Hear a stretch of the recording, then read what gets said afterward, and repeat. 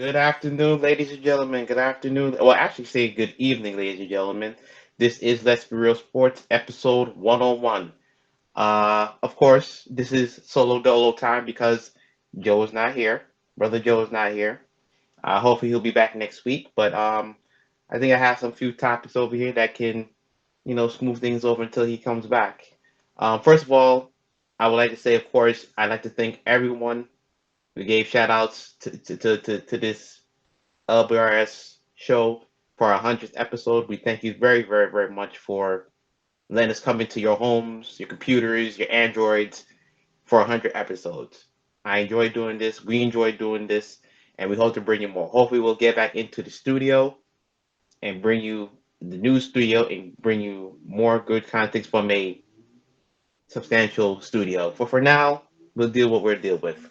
So let's get into it. Our first topic today is the NBA probably won't be taking off as planned. Now over the past week, the NBA looked like it was all set for July, ending of July, to get things going, to get things rolling for the season, to have this little march down all the way to October into December, where the new season would begin. But in recent days, guys like Kyrie Irving and Dwight Howard have sparked a newer conversation stemming from how this might not even be the time for basketball right now, given with everything going on in the world. And to a degree, they're correct. I mean, you have a pandemic going on in the midst of all the all the social injustice going on. You have a pandemic going on, and it just feels like it doesn't.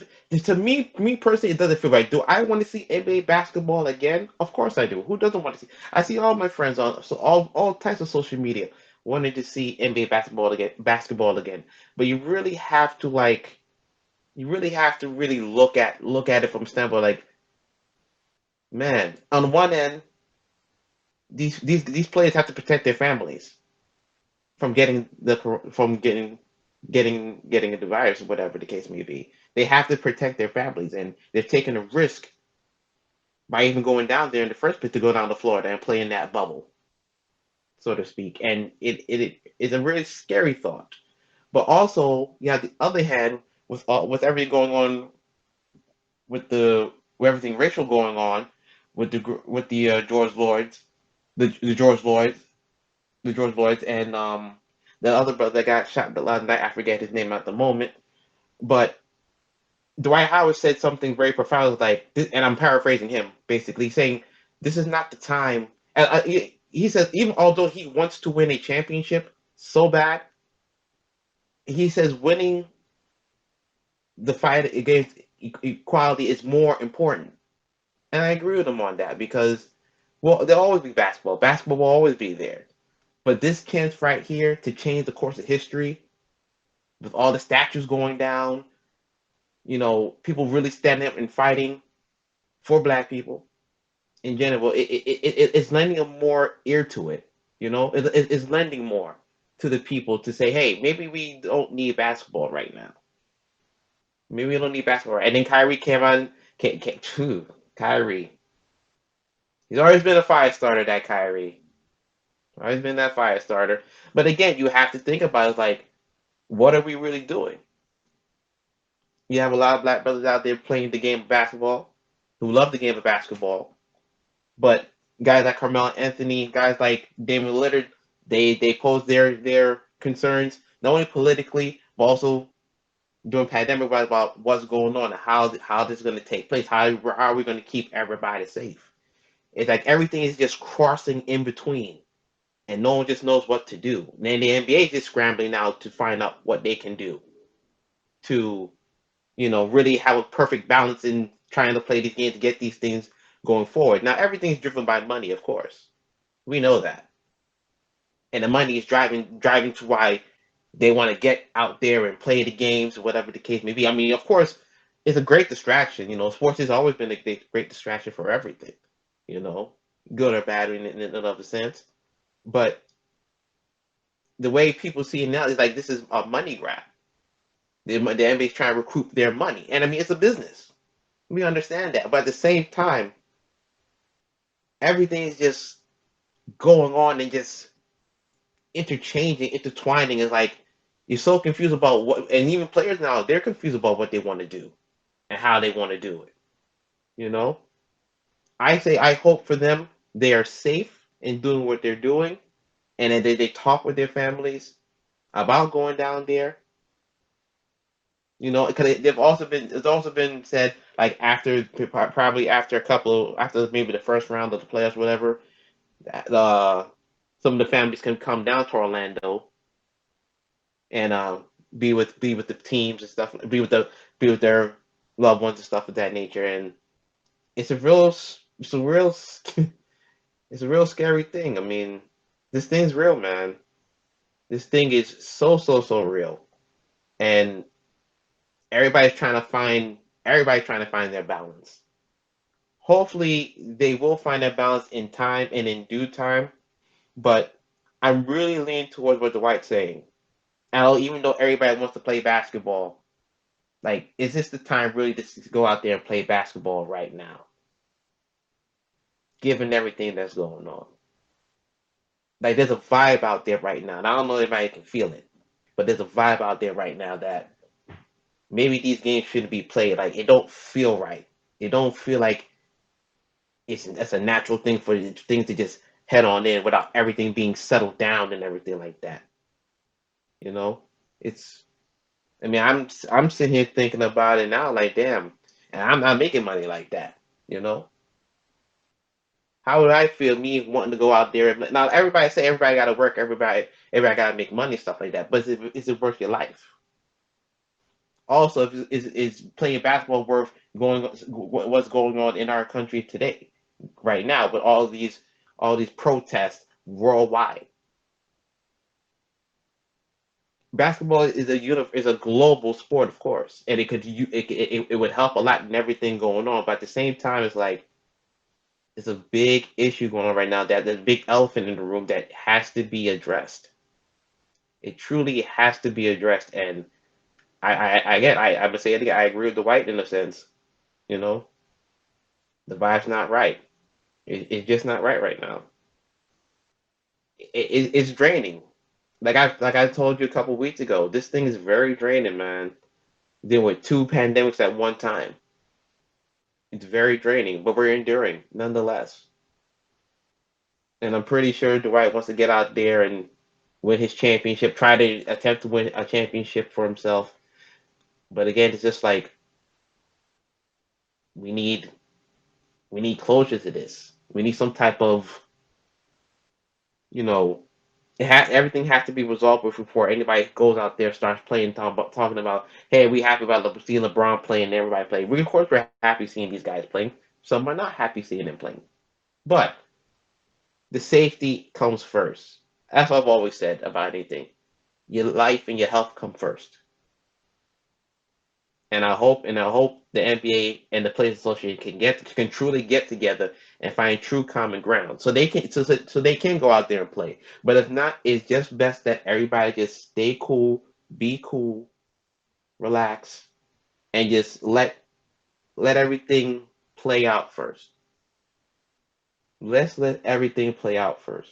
Because the last thing you want is someone getting affected, or dealing with some type of other racial thing that might go like blast this thing way out the water now that it already is already. You know. So I truly hope cooler heads prevail in all this, and I hope these guys can really get out there and hopefully get something together. You know. It's a strange time we live in, folks. A strange time we live in. But again, you gotta push through. You gotta push through. And that's it for my first topic. The second topic is a topic I put on my blog page a couple of days ago, which got a lot of traction. And again, I thank you, the people, for your comments, your likes, and even your honest comments about what's going on with this next topic. Mikey Williams, 6'3" guard out of San Diego. He scored 70 points. He scored 77 points, breaking the California school record for most points in a game. He recently came out and said that he wouldn't mind going to a historically black college to play basketball. Again, Mikey Williams is ranked number 3. He's only 15 years old right now in high school. But the fact that he would even bring about going to a historically black college is very intriguing because you don't see it at all. You know, with big time NCAA March Madness and everything going on, a lot of historically black colleges they don't see this type of exposure.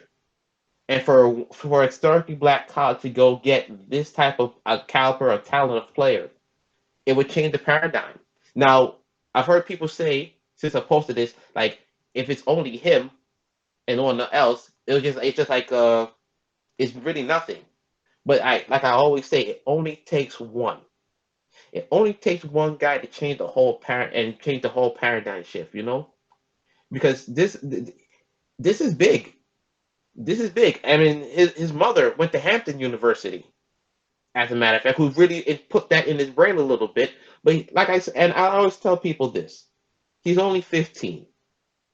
A lot of things can change in 3 years, as we've seen so far, unfortunately.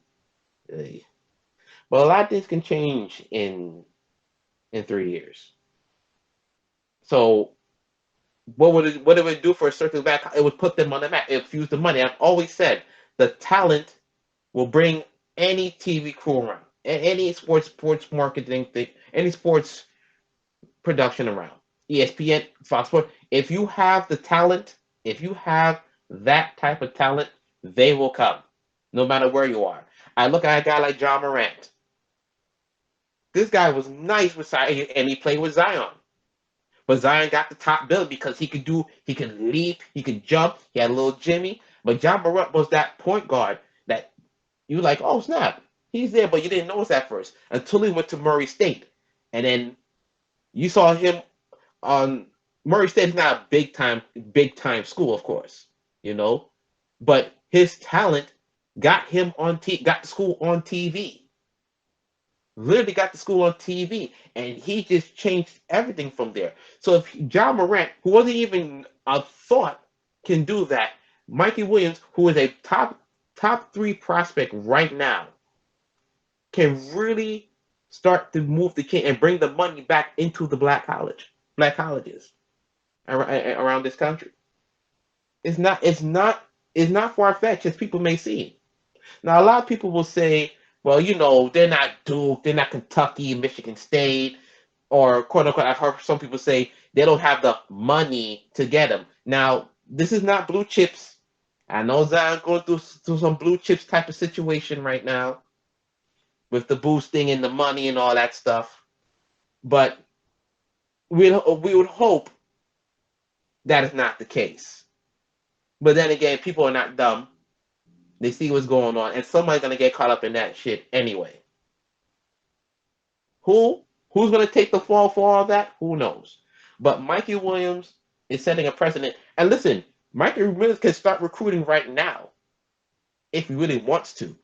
If he really wants to be that true pioneer, he can recruit guys going from, the all top 5 through the top 10, and get these guys to come and get them to come to the historic black college, to put money back in the historic black colleges who need this type of exposure, who would love to get this type of exposure. You know, it'd be a great thing. It'd be an awesome thing. It can happen. It can really, really, really change the way we see college sports. And I know there's a lot of detect like, yeah, right, whatever, but you got to try. Listen, the Fab Five got together. They recruited each other, and the world of college basketball shifted around Michigan. Granted, again, there was scandal behind it, whatever, but it happened. Hopefully, scandal does not follow these guys. This is just a hey, we're gonna get these guys in here. They're gonna play to the best of their ability. And a lot of people say, well, he's gonna be a one and done player if his talent exceeds that.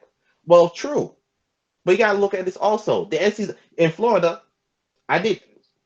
I think in Florida now, I believe they passed a law to help to get these players paid in Florida, and also have it in California as well. So before long, everybody's gonna be getting paid. The G League's playing top billing right now. They have a few players who foregoing college and going straight to the G League, but everybody's not a G League player. Everybody's not a G League player. So you got to take into consideration. If Mikey does this and he decides to go to the black college, he might be there for 1 year, he might be there for 2 years. Because remember, back in the day, if you got somebody, you got them for 3, 4 years. And I believe Tim Duggan was the last true 4 year star guy to really stay 4 years in college and really blossom and groom his game out. Now these days, this is more like a microwave. College basketball is like a microwave league now. Like if you're super good, you're one and done. Boom, you're in the league already. 1, 2, 3. You got 1 year and you're done. Zion, we knew Zion wasn't coming back for his second year. That was BS. We knew that. Even when he got injured, there was a chance, oh, maybe he would stay back and, do a second year, but that wasn't happening. Injury or not, he wasn't going to stay. With Mikey, it might be a little bit different. Like I said, he can recruit the players. Hey, listen, at this point, in the NCAA might as well start paying these players now anyway.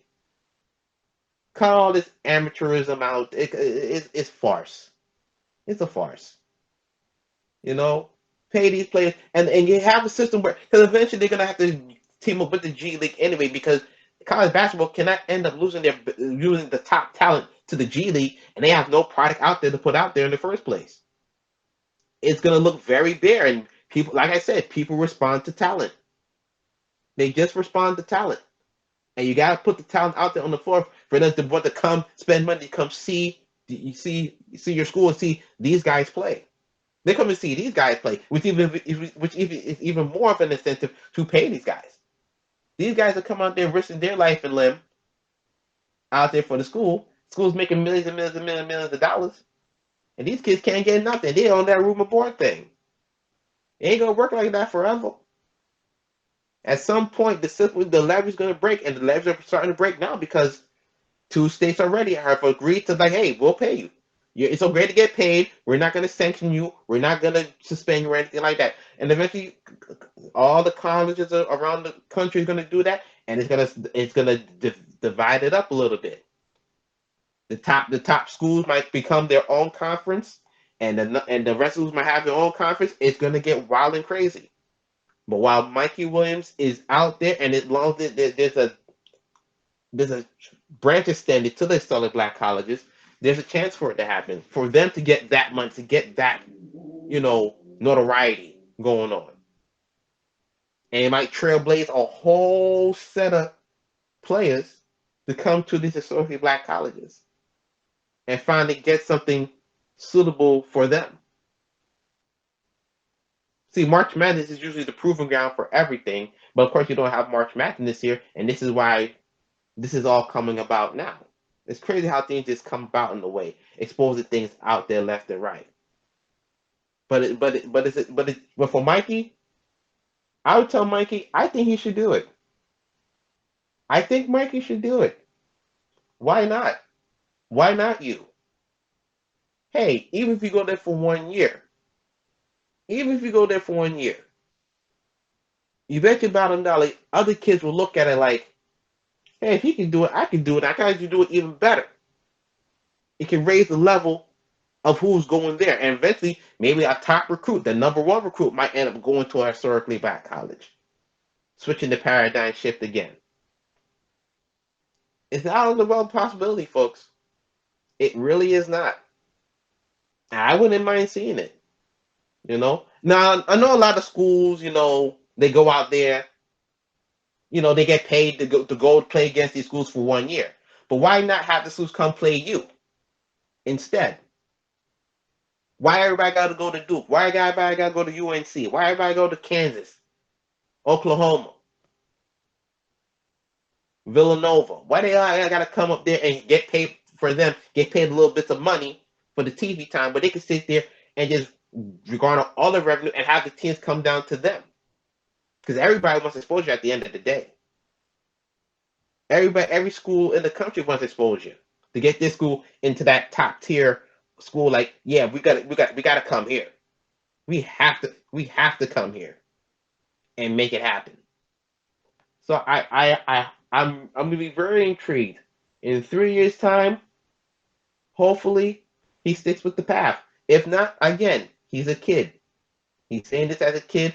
Everybody has a right to change their mind about everything. He's a young man. He has a lot of options out there. So much options out there for him basketball wise. He can go overseas for all we know and say, F all that, I'll go overseas. Play on my time and come back, head right to the draft. LaMelo did it. And LaMelo right now is a very high prospect coming out. You know, Mikey could go to the G League and start making money there. I mean, it's a lot of options for this kid. I'm happy that he has these type of options to begin with. You know, as most of those kids in the top 10, they have their options of doing what they want to do with their basketball careers going forward. But I would strongly suggest for them also, hey, look into it. You never know. And like I said, it's not like college football or college. Like college football is different. You feel me? College football, you got mad more scholarships, and like there's only a certain amount of teams you can really go to who have that cash pull, that cachet pull. In college basketball, the talent pool is pretty baseline flat. You don't have to always go. You always have to go to the top school per se. You don't always have to go to the top school. And there's a lot of guys. There's a slew of guys who didn't go to the top schools. Dame Lillard, you know, he didn't go to the top school. I'm trying to think of another one. CJ McCollum, he didn't go to the top school. Ben Wallace, NBA champion, he didn't go to the top school. He wasn't that scoring type of all world player too, but he was playing defense. He got rebounds, and eventually helped the team win the championship. And he came from a small school, so it's not all around the possibility that this cannot happen. But hopefully, and again, hopefully he makes the jump, and I just want to see the excitement around it, the build, the the essence of it all. Like it would just be a groundbreaking thing. It can transcend a lot of things happening in college sports, and in college basketball for that matter. It would be a great, great, great, great thing, and I hope he actually goes out there and he does it. God damn, this shit is hard to do talking to yourself. I hope y'all still out. I hope y'all still out there with me. I know I'm babbling on, but I'm doing my best here. But I feel strongly about what I wrote in my piece for the blog. And again, I'd like to thank all of you guys for your comments. And like I said before, if you comment on something, I will be there to comment with you. I'm not one of those that sit there and just leave y'all ghosted and stuff like that. I'm gonna be there commenting with y'all. Okay? And also, and I forgot to do this on the last show because there was a fight night. There was UFC fights that happened about a week or two ago.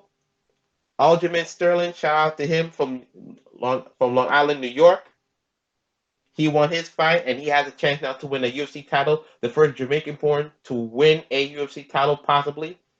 There's going to be a fight between Peter Yan and Jose Aldo to determine his challenger. But Dana already said his fight, the winner of that fight will face Aljamain Sterling. Shout out to him. Shout out to a Lioness. Everyone knows who that is. I forget her name right now. It's escaping me right now. But the Lioness of the women's division beat the living hell out of this poor girl. Yeah, and see, this is why Joe is needed here. Damn it. But shout out to her. She once again totally dominated the fight from start to finish. Amanda Nunes. There we go. Had a little brain fart. Amanda Nunes. From start to finish, just broke down the girl. The girl didn't even need to be mentioned because that's how bad she was beaten. So shout out to the fighters in the fight game going out there trying to make a living as well. Well, that's for me. That's about it. I did the best I could. Hope you had ride with me a little bit. Hopefully Joe will be back next week. And I'm out. Peace. Stay safe.